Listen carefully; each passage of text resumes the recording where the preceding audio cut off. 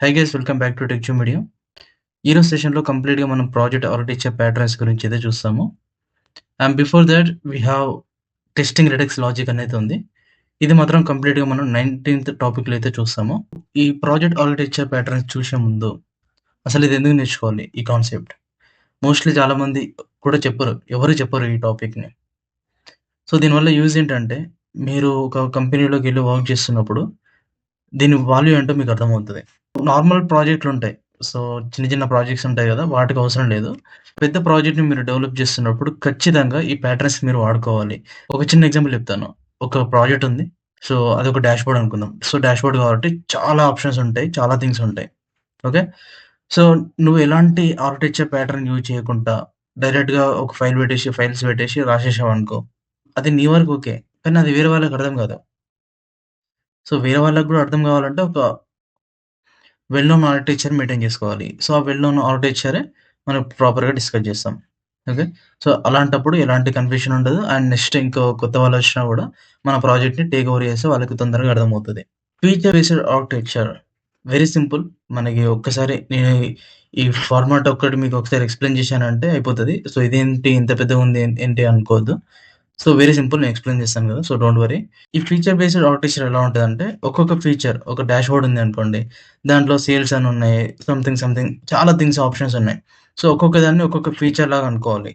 అనుకోని మనం ఆ కోడ్ రాసేటప్పుడు ఫైల్స్ క్రియేట్ చేస్తాం కదా! ఆ ఫీచర్‌ని బేస్ చేసుకొని, ఆ ఫీచర్ నేమ్ పెట్టుకొని దాని లోపల దానికి రిలేటెడ్ ఫైల్స్ అన్నీ గూడా దాంట్లో రాస్తాం. ఓకే. సో, దాన్నే మనం ఫీచర్ బేస్డ్ ఆర్కిటెక్చర్ అయితే అంటాం. ఓకే. సో, ఇక్కడ ఏమంటున్నాడు చూడండి. Each feature has its own components, hooks and services. So, మీరిక్కడ ఫోల్డర్ స్ట్రక్చర్ మీరొకసారి గమనిస్తే ఎస్ఆర్‌సి మీకు ఆల్రెడీ తెలుసు. ఇదొక చిన్న ఎగ్జాంపుల్. ఇలా వాడుకోవాలి, ఇలా చేసుకోవాలి, ఫైల్స్ మేనేజ్‌మెంట్ ఇలా చేసుకోవాలి అనే ఒక చిన్న ఎగ్జాంపుల్ అంతే. ఓకే. సో, 100% ఇలానే ఉండాలంటే అవసరం లేదు. Okay. But mostly feature based architecture ఎలా ఉంటదో ఈ ఫోల్డర్ స్ట్రక్చర్‌లో మనం డిఫైన్ చేసుకోవచ్చు. సో, మీరు ఈ యాప్ అనే దాంట్లో మెయిన్ థింగ్స్ ఉంటాయి. So, store, root reducer and app dot TSX ఉంటది గదా! Entry point. సో, అది. సో, టీఎక్స్ అంటే టైప్ స్క్రిప్ట్. సో, మనకి జావాస్క్రిప్ట్ కాబట్టి జేఎస్ఎక్స్ అనొస్తది. జేఎస్ అనొస్తది. So, don't worry. And next కామన్‌గా ఒక ఫోల్డర్ పెట్టేసి, ఆ కామన్‌లో కాంపోనెంట్స్ ఉన్నాయి. ఓకే. హుక్స్ ఉన్నాయి. ఓకే. యుటిల్స్ ఉన్నాయి. యుటిలిటీ ఫంక్షన్స్ ఉంటాయి గదా! సో, అవి. టైప్స్ ఉన్నాయి. కాన్స్టెంట్స్ ఉన్నాయి. సో, దీంట్లో మీరు చూసుకుంటే generic UI elements, button, model ఇవన్నీ చాలా చోట్లలో యూజ్ చేస్తుంటాం. సో, అవి మనం జెనరిక్‌గా రాసుకొని ఈ కామన్‌లో పెట్టేసామంటే సరిపోతది. హుక్స్ మీకు ఆల్రెడీ తెలుసు. గ్లోబల్ హుక్స్ ఉంటాయి. ఓకే. సో, కస్టమైజ్డ్ హుక్స్ రాసుకోవాలన్నా గూడా మీరు ఈ హుక్స్‌లో రాసుకున్నారంటే అది ఎక్కడంటే అక్కడ కాల్ చేసుకోవచ్చు ఫ్యూచర్‌లో. సో, దాంట్లో పెద్ద ప్రాబ్లమ్ ఏం లేదు. అండ్ కాన్స్టెంట్స్ ఏమన్నా కాన్స్టెంట్స్, సీనమ్స్ ఉన్నా గూడా మనం ఈ కామన్‌లో పెట్టుకోవచ్చు. ఓకే. అండ్ నెక్స్ట్ మనకి ఫీచర్స్ స్టార్ట్ అవుతది. అండ్ ఈ ఫీచర్స్ లోపల సో, ఆథ్ అనేది ఒక ఫోల్డర్. అండ్ డాష్‌బోర్డ్ అనేది ఒక ఫోల్డర్.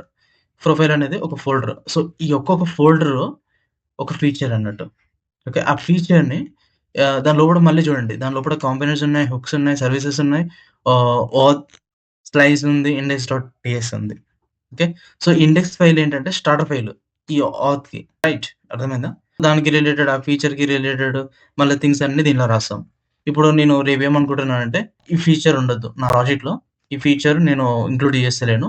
తీసేయాలనుకుంటున్నా. అప్పుడు నువ్వేం చేస్తావు సింపుల్‌గా ఈ ఫోల్డర్ ఒకటి డిలీట్ చేసావనుకో అయిపోయింది.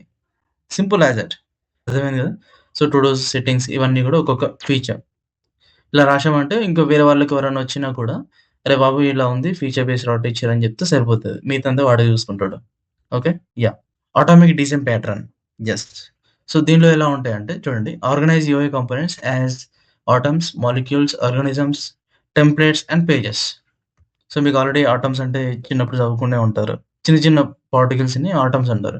దాని తర్వాత మాలిక్యూల్స్ ఒస్తాయి. ఓకే. సో, ఇక మీరు సేమ్ అలానే ఉంటది. ఎస్ఆర్‌సి లోపల కాంపోనెంట్స్ అని రాసుకొని, సో, ఆ కాంపోనెంట్స్ లోపల ఆటమ్స్ అంటే చిన్న చిన్న పార్ట్స్ ఒక బటన్ ఉన్నా, ఒక ఇన్‌పుట్ ఉన్నా, ఒక చెక్ బాక్స్ ఉన్నా, ఒక అవతార్ ఉన్నా, ఒక బ్యాడ్జ్ ఉన్నా, ఒక ఐకాన్ ఉన్నా, ఒక స్పిన్నర్ ఉన్నా, చిన్న చిన్న పార్ట్స్ ఉంటాయి చూసారా? వాటిని ఆటమ్స్ అంటాం. ఓకే. అండ్ నెక్స్ట్ మాలిక్యూల్స్ అంటే ఇంకొంచెం పెద్దవి. సో, ఈ ఆటమ్స్‌ని యూజ్ చేసుకొని 2 ఆర్ మోర్ ఆటమ్స్‌ని యూజ్ చేసుకొని మాలిక్యూల్స్ డెవలప్ చేసుకోవచ్చు. ఓకే. సింపుల్. మీకైతే అర్థమవుతుంది గదా! యాహ్! సో, ఈ మాలిక్యూల్స్‌ని ఈ ఆటమ్స్‌ని యూజ్ చేసుకొని ఆర్గానిజమ్స్ డెవలప్ చేసుకోవచ్చు. ఓకే. అంటే ఇంకొంచెం పెద్ద పార్ట్ అన్నట్టు. ఇక్కడ చూడండి నావ్ బార్, సైడ్ బార్ ఇవన్నీ కొంచెం పెద్ద బార్‌లు కదా! సో, ఆ పెద్ద బార్‌లలో ఏమేముంటాయి మళ్ళీ మాలిక్యూల్స్ ఉంటాయి. డెఫినైట్‌లీ. ఆటమ్స్ కూడా యూజ్ చేసుకోవచ్చు. వాటిని ఆర్గానిజమ్స్ డెవలప్ చేస్తాం. అండ్ నెక్స్ట్ దాని పైన టెంప్లేట్స్. సో, దీంట్లో లేఔట్స్ ఉంటాయి బేసికల్లీ. మీకు కొంచెం అర్థమవ్వకపోతే కామెంట్ చేయండి. సో, ఇది చాలా చిన్న టాపికే. కానీ ఇది ఇలాంటి ఫార్మాట్ మీరు గుర్తుపెట్టుకుంటే ఒక పెద్ద కాంప్లెక్స్ ఉన్న ప్రాజెక్ట్‌లయితే డెవలప్ చేసుకోవచ్చు ఈజీగా. సో, మళ్ళీ ఎక్కడ మొదలుపెట్టాలి? ఎక్కడ ఏంటి అనేది ఆలోచించకుండా మనం ప్రాపర్‌గా అయితే డెవలప్ చేసుకోవచ్చు. అందుకోసమనే ఈ టాపిక్. ఓకే. సో, కొంచెం బోరింగ్‌గా ఉండొచ్చేమో but it is very important. Okay. ఎవరైనా క్వెషన్ అడిగినా గూడా ఆర్కిటెక్చర్ ప్యాటర్న్స్ చెప్పండి రియాక్ట్‌లో అంటే మాత్రం you should have to say this. Okay. Yeah! So, template.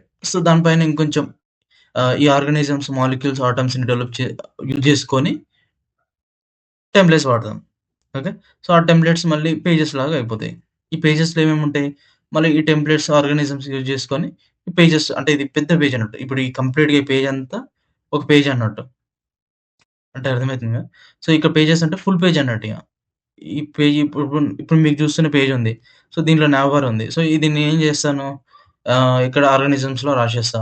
And next layout టెంప్లేట్‌లో ఉంది కదా! సో, ఇది ఒక కంటెంట్ ఉంది, నావ్‌బార్ ఉంది. సో, ఈ 2 థింగ్స్ పెట్టుకొని నేను ఒక టెంప్లేట్ లాగా డెవలప్ చేస్తా.